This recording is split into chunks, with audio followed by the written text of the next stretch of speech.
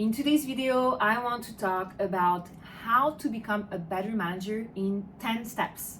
In the last video, I told you about the 5 qualities anyone joining your team must absolutely have, but it's equally important that you understand that as a business owner, you will become a manager as soon as you onboard anyone, whether it's a full-time, part-time employee, a freelancer, an outsourcing firm.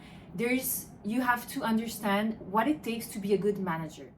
Hey, I'm Chris, director of KVM Interior Design, an online firm that supports interior designers worldwide with their workload.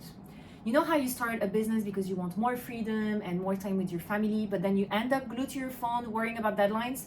Well, the KVM team is committed to supporting you with tasks that sit outside your zone of genius so that you can focus on what matters most to you.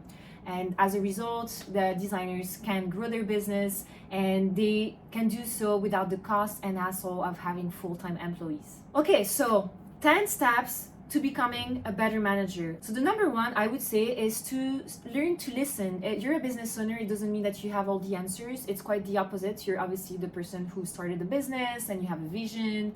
And if you hire freelancers or employees, as soon as you hire, you have to start listening. These people you brought onto the team because they're adding value to your projects, to your client experience, to your business. So if you only listen to what you have to say and you don't listen to what they have to say, you're going to miss out on a big opportunity for you to learn, but also improve your services, improve your designs, improve your business. Number two, it kind of goes together. You have to stop thinking you're better. If you always think that you're better than everybody else on the team, it means that you're not hiring the right people. Because as I say, whenever I hire, I'm always going to get someone who has more skills than me in this area of expertise, So if I hire a CAD technician, if they have less skills than me, they shouldn't be on my team. We want to increase the value of everything that we're doing in the business. If you're always hiring junior designers because you don't want to invest a lot of money, then you're always going to spend time training them. You're always going to feel frustrated. You're always going to resent them for not learning fast enough. So hire people who have more skills than you for the position that you're hiring for. Number three, make them feel like they can come to you with anything. If they fear you and they don't come to you with anything, whether it's positive or negative, it's gonna make them unresponsive, because people who have something going on with them and they're scared to talk about it, they're gonna start being unresponsive, and then it's gonna affect your entire business. Number four, my God, I had a lot of problems with this one. It's don't micromanage.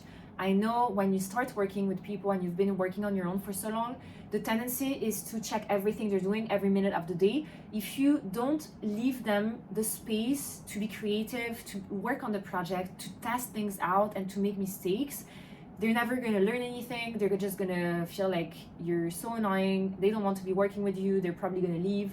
And also, the reason why you hired them is because you need to free up some of your time. So if you end up checking on them every minute of the day, you will end up spending as much time as if you were doing it yourself. So stop micromanaging. Maybe check in once a day, twice a day. Maybe you can, if your deadline is on Friday, get them to do the work by Tuesday so you have time to review. 5. Even if you hire people who have more skills than you, you're gonna have to learn that anyone joining your team has to be trained. You have to remember that yes, they have the skills that you're looking for, but they don't know who you are, they don't know your company's values, they don't know the way that you organize your projects. And as we work with hundreds of designers, we see that even in the same states, obviously every designer has a different way of working. So you need to give this person time to understand what your expectations are, the way that you like to work, what you don't like, and teach them about your way of working and being patient. Because if you spend a little bit of time initially, if it's the right fit for your team, they're gonna very quickly learn what they're supposed to do or not supposed to do, and they're gonna be completely independent afterwards. But if you don't spend a little bit of time training them, they're always going to have to come back to you with questions because they're not clear about what it is that you want or the way that you work.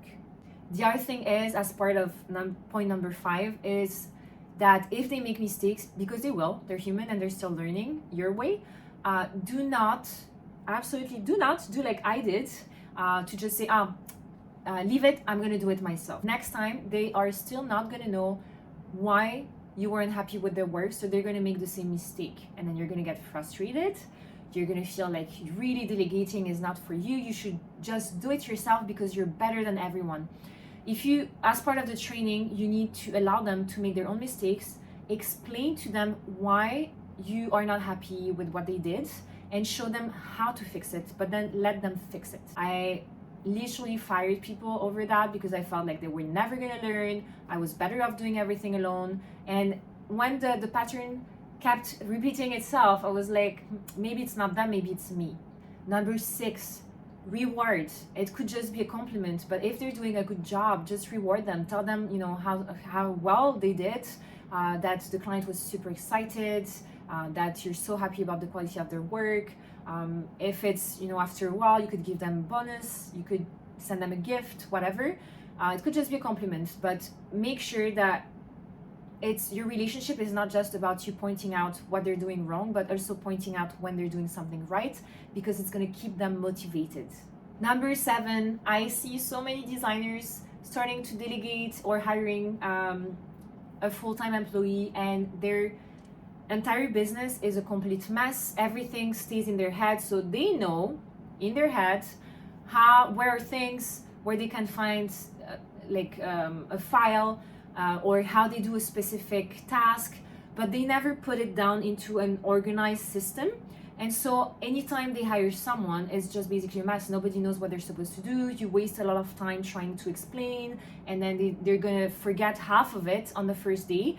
But if you spend, for me, I committed for 1 month before I really started hiring.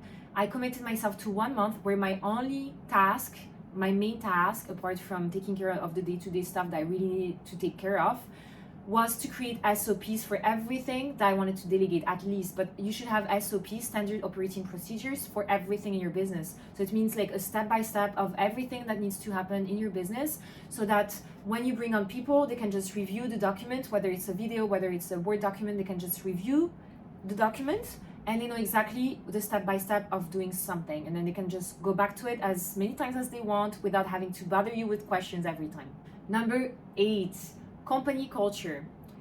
Even if you work with people remotely, making them interact is super important. The fact that they can help each other, they can get to know each other, they can laugh together, is super important. My entire team is remote, but we still have calls once in a while where we just talk about anything, but that is not project related. We just get to know each other, we ask each other questions, and it's really more fun when you have people who know each other. And you know, if you have people in the office, just go out for a drink with them. I'm sure you're doing that, but to some people, they might not want to mix the personal with the professional. I still feel like as part of the professional, it's important that you interact with your team and make them interact.